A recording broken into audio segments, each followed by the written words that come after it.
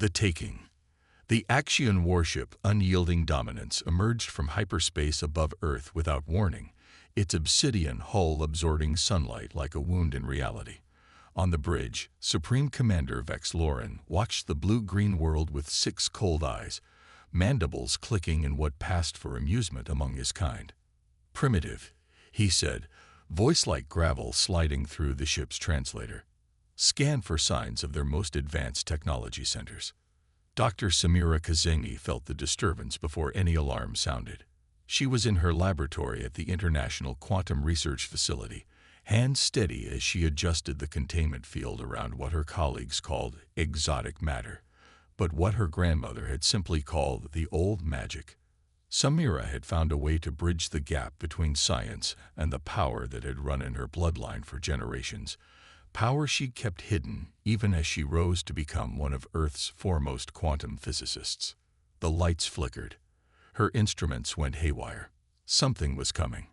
She reached for her phone to call her twins, Arian and Layla, both 17 and home studying for exams. The call never connected. The Galactic Empire had monitored Earth for decades. They classified humanity as a Level 2 civilization, technologically advancing but naive, unaware of the greater galactic community. What interested them wasn't Earth's resources or strategic position, but rather its inhabitants, specifically the children. "Our genetic diversification program requires new specimens," said Chief Geneticist Moxeret to the Supreme Commander. "Human young show remarkable adaptability and neural plasticity. The Council has authorized extraction of 500 samples from various genetic backgrounds." Vex Loren nodded. "Deploy the collection teams. Minimal casualties, but efficiency is paramount." The abductions began within hours. Silent ships descended on schools, homes, parks, anywhere children gathered.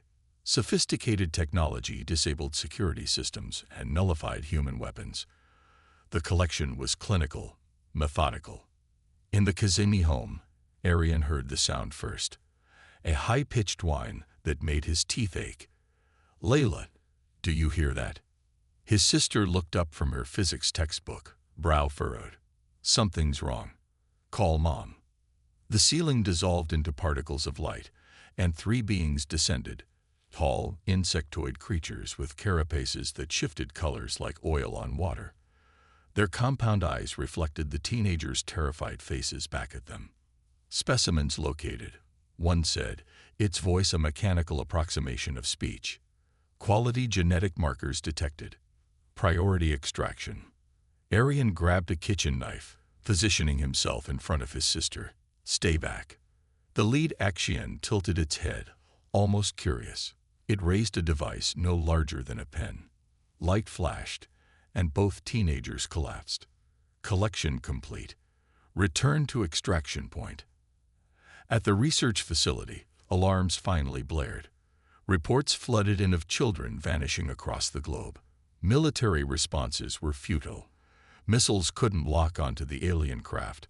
Fighter jets found themselves disabled mid-flight. Humanity's first contact with an advanced civilization was becoming a nightmare. Samira felt each report like a physical blow, but it was the silence from her home that hollowed her out. When she finally reached her house, she found only emptiness, school tablets still on the kitchen table, half-finished glasses of water, the knife Arian had grabbed lying on the floor. Something ancient stirred in her blood, something her grandmother had warned would come if ever her children were threatened. Samira had always balanced her heritage with her scientific mind, keeping the power dormant. Now, she let it surface. The transformation wasn't physical so much as metaphysical.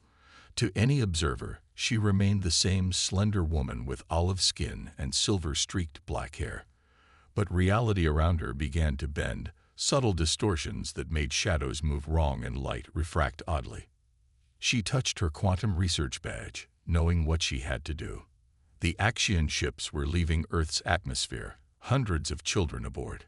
Conventional means couldn't follow them, but Samira wasn't limited to conventional means anymore. In her laboratory, she stood before the containment field holding the exotic matter. the substance that existed simultaneously in multiple dimensions. Her colleagues had been trying to harness it for new energy sources. Samira knew its true purpose. "Grandmother," she whispered, "you said this day might come. Guide my hand."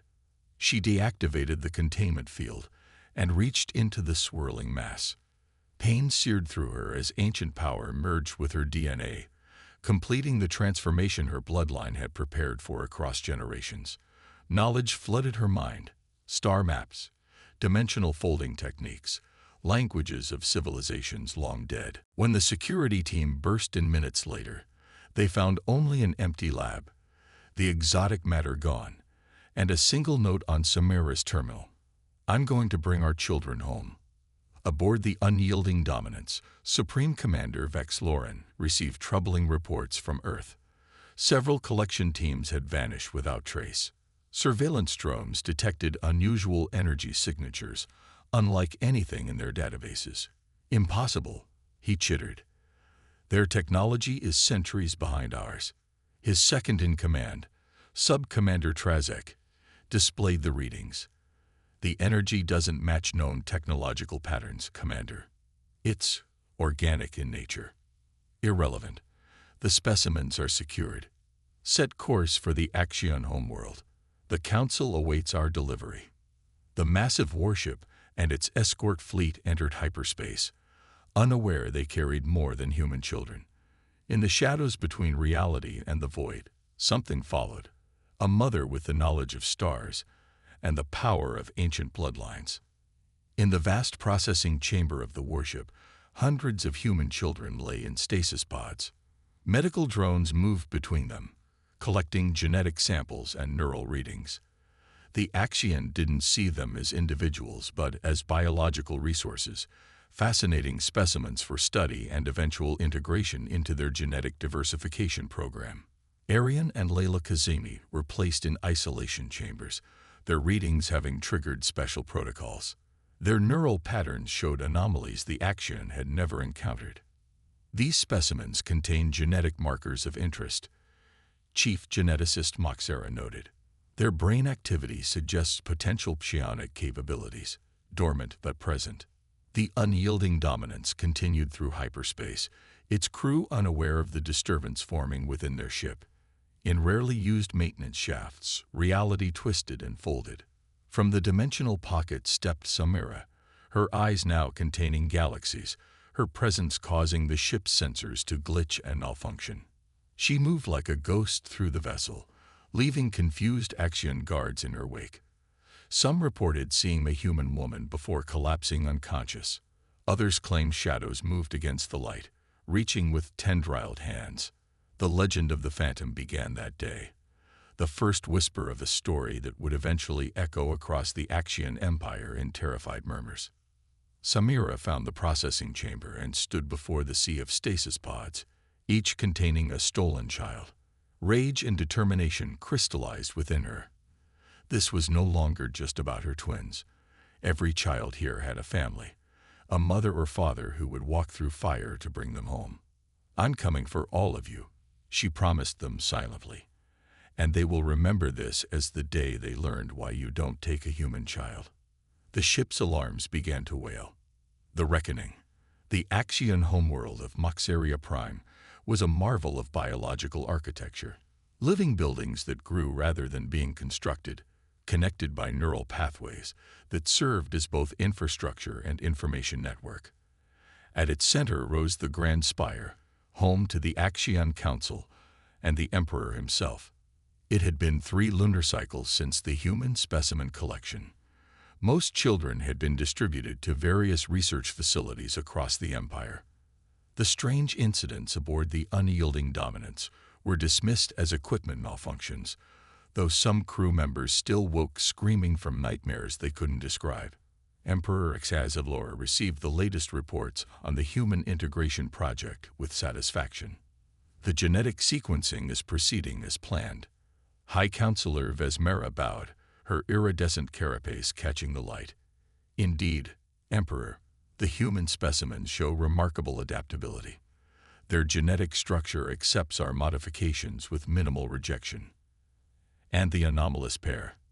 The twins. They resist conventional modification. We've moved them to the Nexus facility for deeper study. Their brain patterns suggest latent abilities similar to the Yith prophecies. The Emperor's compound eyes narrowed. The Yith prophecies were ancient texts predicting the rise of a species that could traverse dimensions at will, a potentially devastating threat to Axion dominance. Increase security at the Nexus. I want those specimens thoroughly examined, then neutralized if they show any signs of awakening. Neither the Emperor nor his council recognized the name that had begun spreading through the lower echelons of their society. The Phantom, the human shadow that could appear anywhere, who left Axion guards in catatonic states, who whispered in their native tongue. Where are the children? Samira had spent the cycle since arrival hunting through Axion facilities across 3 worlds. Her grandmother's power allowed her to fold space around her, stepping through dimensional pockets to emerge anywhere she could visualize. Each facility yielded information, but not her children. Along the way, she left devastation, not in lives, but in infrastructure. Power systems failed, data cores corrupted, security measures turned against their creators. She learned the Axiom language by touching the minds of guards before rendering them unconscious. She discovered the purpose behind the abductions, genetic harvesting for a species facing evolutionary stagnation. The Axion, for all their technological advancement, were dying out, their genetic diversity collapsing after millennia of controlled breeding. Human children, with their adaptable DNA and untapped potential, were to be their salvation. The breakthrough came when Samira infiltrated a communication hub on the Axion colony world Trazic IV. There, in secure files, she found mention of the Nexus facility and 2 specimens with unusual genetic markers, her twins. The Nexus facility orbited Moxaria Prime, a massive ring structure containing the Empire's most sensitive research. Its security was impenetrable by conventional means: quantum-locked access points, consciousness scanners that detected unauthorized thought patterns, and automated defense systems that could target intruders across 11 dimensions. For anyone else, it would be impossible. For a mother wielding powers that predated the Axion civilization, it was merely difficult. Samira stepped from between dimensions directly into the facility's central chamber, her arrival causing a momentary reality fluctuation that sent alarms screaming through the station. Before her stood the stasis pods containing Arian and Layla, their unconscious forms surrounded by medical equipment and monitoring devices. "My children," she whispered, touching the transparent surfaces. "I'm here." "Fascinating," came a voice behind her. "You must be the progenitor." Samira turned to face Chief Geneticist Moxera, who stood observing her with scientific curiosity rather than fear. "You've come for your offspring," Moxera continued. "A biological imperative we've observed across many species. But your method of arrival, it confirms our theories about these specimens." "They're not specimens," Samira said, her voice carrying harmonic overtones that made the air vibrate. "They're children. My children. They're the next step in our salvation." The geneticist corrected. "As are you. The genetic markers we detected in them, they come from you. The ability to fold dimensional space, to exist partially outside normal physics. Your species carries the potential we've sought for millennia." Security forces surrounded the chamber, weapons trained on Samira. "You cannot leave," Moxera said. "The future of the Axion depends on understanding what you are." Samira looked at her children, then at the alien scientist who saw them as nothing more than genetic material. Something shifted in her eyes. Galaxies turning, stars being born and dying in microseconds. "You should have asked," she said simply. Reality rippled outward from her like a stone dropped in still water. The security forces found their weapons transformed into writhing organic matter. Gravity reversed itself selectively, sending some Axion guards floating helplessly toward the ceiling, while others were pinned to the floor by twice their normal weight. Samira approached Moxera, who backed away. "What we are is human. What I am is a mother. What you are is someone who took children from their homes." Her voice deepened, carrying the weight of her ancestral line. You could have come in peace. You could have asked for help. Instead, you took. Alarms blared throughout the Nexus facility as system after system failed. Emergency protocols engaged, but they too malfunctioned in incomprehensible ways. Some reported that the walls were bleeding, others that time itself seemed to stutter and jump. Samira released her twins from stasis, catching them as they fell forward. "Mom," Arian mumbled, eyes struggling to focus. "I'm here," she assured them. "We're going home, but first, we need to help the others." Through the chaos, Samira and her newly awakened children moved from section to section, freeing hundreds of human children still held in the facility. The twins, carrying their mother's heritage, found their own abilities awakening. Arian could instinctively understand and control the Axion technology, while Layla could create protective fields around the frightened children. Word reached Emperor Xazilor in the Grand Spire. The Nexus facility was lost. The specimens were escaping, and the Phantom was real, a human female wielding power that defied their understanding of physics. The Emperor deployed the Imperial fleet with orders to destroy the facility and everything in it. "No evidence can remain," he commanded. This incident never occurred. But as the warships approached the Nexus, they encountered something impossible.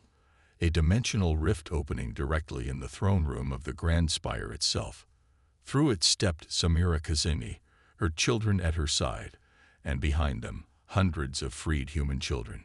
The Emperor rose from his crystalline throne, his guards moving to intercept. "Your Majesty," Samira said, the title carrying no respect in her tone. "I believe we need to discuss new terms for human-action relations." "You dare?" The Emperor hissed, his mandibles clacking in rage. "I dare because you took our children." Samira replied, "I dare because instead of approaching us as equals, you treated us as resources. I dare because I can." To demonstrate her point, she lifted a hand, and the Emperor's guards found themselves unable to move, frozen in poses of attack. "The future you sought through theft, we might have offered freely," she continued. "Humanity has always valued cooperation, exchange of knowledge. We would have helped you solve your genetic crisis if you had simply asked." The Emperor's anger turned to calculation. "Perhaps an arrangement can be reached. Indeed, these children return home with us, all of them. You will return any others taken from Earth. And then, if you wish, you may send diplomats, real diplomats, to discuss how our species might coexist and even help one another." "And if I refuse?" Samira smiled, though there was no warmth in it. "I've learned much about your empire in my journey here, how your neural networks connect your worlds, how your living architecture responds to certain frequencies. I could unravel your civilization with a thought." It wasn't entirely true. Her power, though vast, had limits, but the Emperor didn't need to know that. For the first time in recorded Axion history, Emperor Xazilor yielded to another species. The human children would be returned. Diplomatic channels would be established. And the secret of what had nearly happened would be buried deep in Imperial records. As Samira prepared to lead the children home through the dimensional pathways she could now create at will, the Emperor asked one final question. "What are you?" "Our legends speak of beings who could walk between worlds, who held reality in their hands like clay. Are you one of them?" Samira looked back at him, her children secure by her side. "I'm just a mother who would tear apart the universe to protect her children. Remember that when you think of Earth." The return to Earth brought chaos of a different kind. Joy mixed with diplomatic complications as governments worldwide struggled to comprehend what had happened. The existence of alien life, the abduction and return of children, and the emergence of humans with abilities beyond normal understanding. Samira testified before the United Nations, explaining what she had learned of the galactic community and the agreement she had forced upon the Galactic Empire. Earth would need to prepare for its new role among the stars. "The universe is larger and stranger than we imagined," she told them. and we have much to learn. But they have now learned something crucial about humanity. A representative from Russia asked the question everyone was thinking. And what is that, Dr. Kazemi? Samira looked around the chamber, meeting the eyes of leaders from across the globe. That we will cross the stars themselves to protect our children. That our love makes us stronger than any technology. And that the next time they encounter humans, they would do well to ask nicely. In the years that followed, Earth established formal relations with not only the Axion, but a dozen other species who had been watching humanity's development from afar. The Kazemi twins, along with several other children who had developed abilities during their captivity, became the first members of Earth's interstellar diplomatic corps. And throughout the galaxy, a new phrase entered the lexicon of advanced civilizations when discussing humans. Ask before taking. Remember the phantom. Samira herself retired from public life, returning to her research with new knowledge and perspective. But mothers across Earth slept more soundly, knowing that something ancient and powerful washed over their children, something that had reminded the stars themselves why human love was a force to be reckoned with. The end.